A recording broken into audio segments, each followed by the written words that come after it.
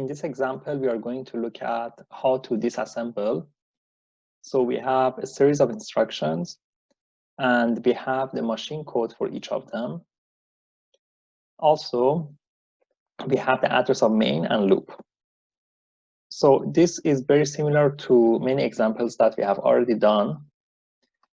The basic steps that you have to follow is to first look at the opcode. So that's the first 6 bits here. And then look up the table to find out what instruction is that. So in general, that's kind of like a hint to be faster in lookups. We know that the R instructions, they have all the 6 bits here as zeros. And we can check that. So if we go back to the table for our instruction, we see that all of these, they have zeros. So immediately you know if something is starting with 6 zeros, you have to look up in these tables. And then the other ones, they have, basically they're all non-zeros.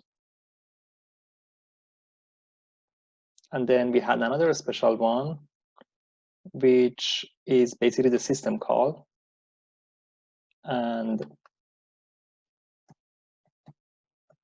that is basically everything zero except there is a register. So that's, sorry, actually that's the jump register. And then we have the system call that is all zeros except ending in 1100. So that's the only basically special ones that we have. And the steps are very similar. So let's look at one of them. So the answers are actually on the slides, so you can see all of them. But just to do, let's say the first one, for example, it's OR I. So, but if you don't know that, it's 001101. So if you check the tables,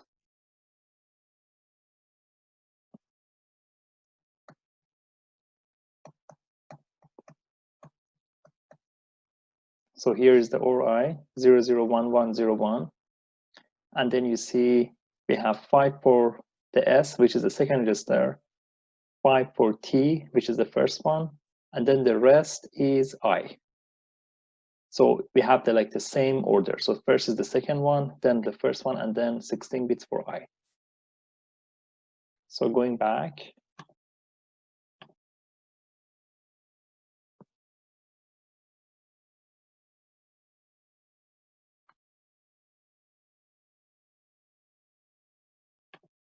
okay. So here we said that that's the opcode. So 456, that's opcode. And then here we have 1, 2, 3, 4, 5. So this part, that's the second register. So we said this is going to be OR I. Second register is a 0. So 1, 2, 3, 4, 5. So it's some register here, and then we have 0. The first register is going to be on the next 5. So that's 1, 2, 3, 4, 5. So all the way till here. And that we have to again convert it to decimal. So there is 2 to the power of 0, 1, 2, 3, 4. So that's going to be a 16. And then this one is the I, and that's simply 1. So if we convert that, that's the number 1. So this is what we get, OR I 1601. And we can confirm that by going to here, OR I 1601.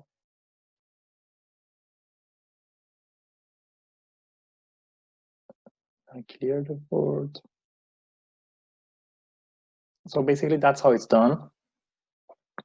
There is nothing tricky about that. It's just basically looking up this opcode and getting basically the pattern and then translating each part.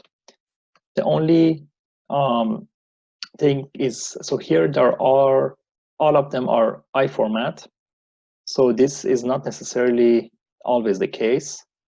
So sometimes you have a mix of different formats. So you could have a J format or R format and I formats as well. So then this table that is here is not basically always like that, because the pattern is going to be different. So that's one thing to consider. The other thing is for the label. So you see here that when we had a label, we had different operations. For example, if it was a target address, we had to do an offset and then convert it back and forth.